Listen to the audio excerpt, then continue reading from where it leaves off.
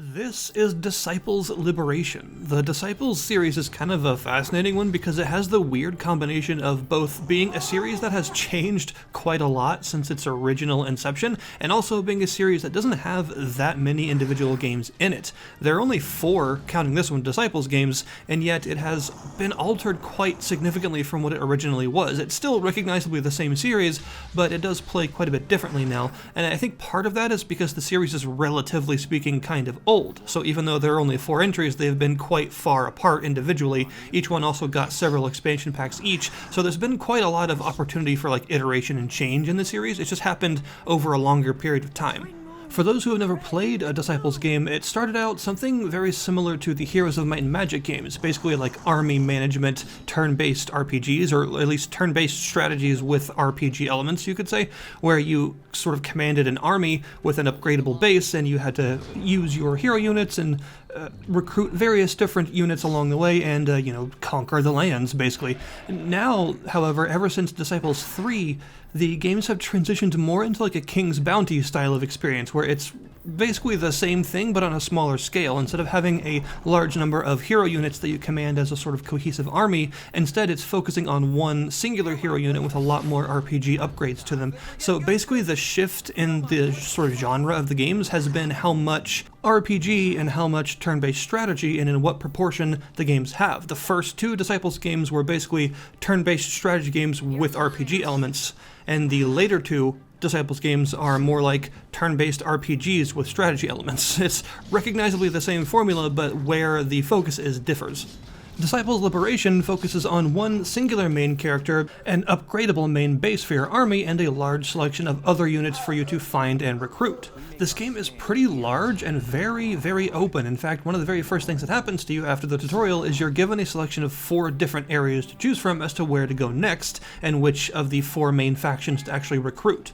It does use a very Heroes of Might and Magic-like resource system with things like gold, iron, wood, and then your more arcane resources for advanced units and structures and things, and you will be, at first, limited to a number of simple buildings that can recruit or build, you could say, some very basic units from each faction, but as you explore each of the faction's areas and start advancing your reputation with each of them, you will unlock more advanced tiers of those basic buildings and also more advanced buildings themselves that also have 4 tiers that you can upgrade them through each, so there's actually quite a large selection of different units for you to choose from. Of course, the main limiting factor here is the leadership stat from your main character, and it determines exactly how many people, as you'd expect, you can actually have in your army at any given time. There's also a backline function, which is pretty interesting because every unit has some sort of backline ability, and when you put them in the backline, they don't take any of your leadership to actually put there, so they're sort of like free slots. They don't participate in the battle directly, and they don't count towards your victory, so if all of your frontline units are destroyed and you have backline units left, it doesn't matter, you still lose, but you can also do the same thing to the enemies. But the backline units provide all sorts of different things, from very specifically targeted status effect inducing attacks to full party buffs. They're really useful to have, and some of the more the higher tier fancier units will also have some equally fancy backline abilities that make them valuable to put there and not in your main force, depending on exactly what you're trying to do, what sort of strategy you're going for. You'll also have companion units, and this is sort of like the modern game's version of the old hero units. It's sort of like the replacement for that, and although they can't hold each of their own armies each, you have to put them in your main character's army, they don't take any leadership to put in there, and you're limited to a small number of them in each army, but they are very powerful, often having their own attacks that are unique to them, and they also don't die. Normally when a unit is reduced to 0 HP, they go to the graveyard, and there are certain spells and things that can resurrect units from the graveyard, but if a unit is in the graveyard when combat is over, they die. You lose them permanently and you have to go and replace them if you want another one. But companion units actually don't die, so if you lose one and you're able to win the battle anyway, they will come back at critical HP and need to be healed instead.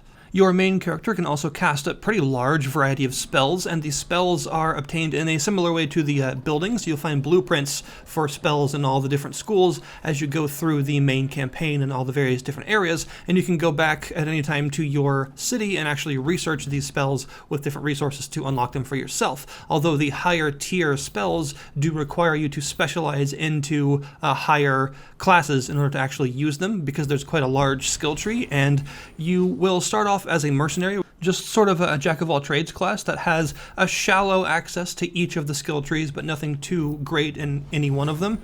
But eventually you'll be able to select a specific class from things like a Hexblade or a Witch, for instance, and the classes will block off certain portions of the skill tree, but they will also allow you access to certain higher portions elsewhere. So, depending on what you want to specialize in, like higher tier spellcasting or super great leadership abilities or whatever, you choose a specific class for that purpose. And then eventually, once you get even farther into the game, you'll be able to get what is basically a prestige class, and specialize even further. Although the game, kindly enough, does give you a free respec every time you change classes, and if you're not happy with your class, you're not stuck with it, you can go back to your main city and actually change classes and do a full respec there anytime, so you are encouraged to play around with different playstyles and find out what you like. So the gameplay effectively has several different layers. You have your actual strategy management layer where you're building different buildings in your city, gathering resources from all your captured buildings and upgrading those buildings and researching new troops and units and all that sort of stuff. And you can go back and forth between your city at any time when you're on the overworld with just a simple portal spell, which is really nice. You then have that overworld exploration where you're on a horse and you're on quite a larger scale overworld, and you can go between each of the different areas. You'll be facing roaming enemies, finding treasure chests and other sorts of side quest areas, some of which are secret, which is pretty cool, and also capturing buildings that produce those resources that we talked about earlier by defeating all the enemies within and getting a hold of them yourself. And you'll also find some dungeons that you can explore on foot. So this is an even smaller scale bit of exploration than the overworld. When you're in the dungeon, you can't easily port out back to your city, but you do get to explore the full dungeons, and they are often quite large, and each one can have all sorts of different encounters within, sometimes side quest targets or even new side quests or main quests to actually complete.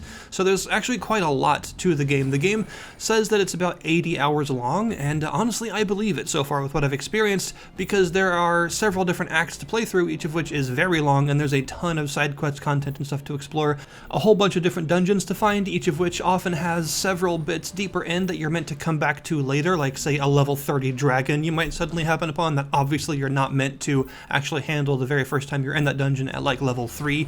There are also other reasons to re-explore some of these areas, from side quests you might find later, to the fact that there are different bits of the world that can be interacted with only with certain companions. When you actually get a companion, they'll come along with a companion quest, and if you're able to complete this quest, not only will you get some nice stuff, but you'll also awaken their world skill, and the world skill can be used to interact with different things in the world. So you might find a companion that can pick locks, so you'll be able to get into dungeons that you couldn't before because they were locked, or a companion that can open up portals, leading to completely new areas of that world or entirely new pocket worlds that you can explore, and so on and so forth. There's a ton of these extra abilities that will be very useful for finding loot or finding side quest targets or just exploring the world. So yeah, I'd say that 80-hour target is actually quite accurate because it's quite a giant feeling game, and with the very large number of possible team compositions that you can ascend yourself through 4 different tiers of, there's definitely a lot of fun to be had here if you enjoy the formula. Combat is pretty enjoyable as well. It takes place on its own turn-based, hex-based map, and the combat actually uses a multiple colored AP system, which is sort of interesting. There's blue AP, which can only be used for moving that unit, red AP, which can only be used for using that unit's skills, and gold AP, which can be used for both. And different units have a different combination of different ones of these APs, which allow them to do different things. Some units may be able to move really far, while others might be able to attack multiple times on one turn, that sort of thing.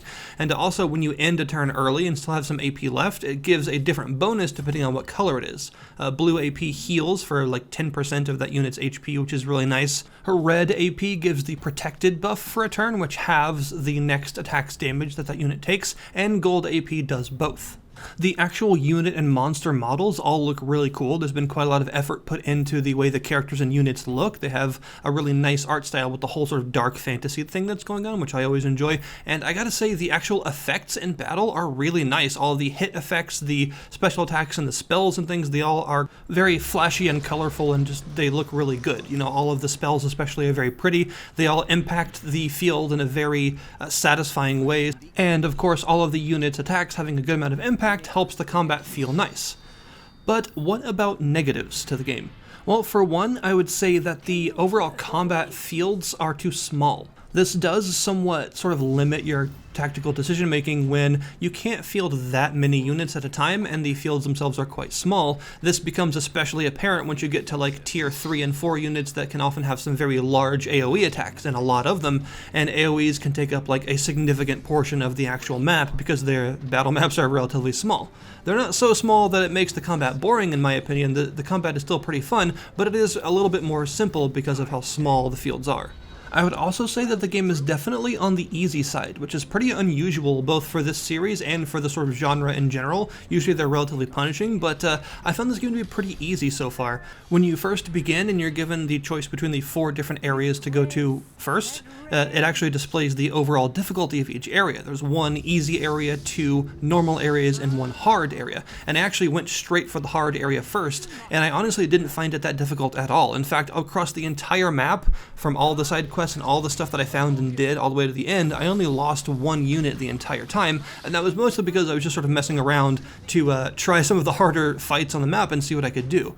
The game isn't without its challenge, but it is definitely trending towards the easier side of things. So far, I've really honestly enjoyed my time with Disciples' Liberation. I think personally that it's much, much better than the 3rd entry in the series, and it really scratches an itch that I've been wanting scratched for a while because I've been wanting to play King's Bounty, but King's Bounty 2 just does not scratch that same itch. It is not a very good game in my opinion, so the fact that this game sort of comes along and does like a dark fantasy King's Bounty feeling thing is exactly what I was looking for, and it does it really, really well. But I also recognize that that is not necessarily what everyone wants when they think of a Disciples game. So for me, I would personally say that this game is absolutely worth the money because it is a very long and large, enjoyable dark fantasy sort of strategy RPG. It has a ton of spells to learn and a ton of units to recruit and just a ton of content to go through that makes it a really enjoyable time. However, if you were thinking more of like Disciples 1 and 2, more of that vein, the sort of more traditional Heroes of Might and Magic style, this is not that. So even though I'm saying that I enjoy it, if that's the sort of thing you're looking for, if you last played Disciples 2 a long time ago and you see this series is back and you want to try it, then you might not be getting exactly what you're expecting. You're going to be getting a more focused experience that's less about larger scale armies and exploration and more about one singular sort of hero unit that you control and their one army. So the balance between Heroes of Might and Magic versus King's Bounty and which side of the spectrum of this genre it kind of lands on is going to be very much up to you whether or not that's your thing. Personally, I think it does what it does very well, so if it is your thing, if you are into more of like the King's Bounty side of things, then this is definitely something that you should check out.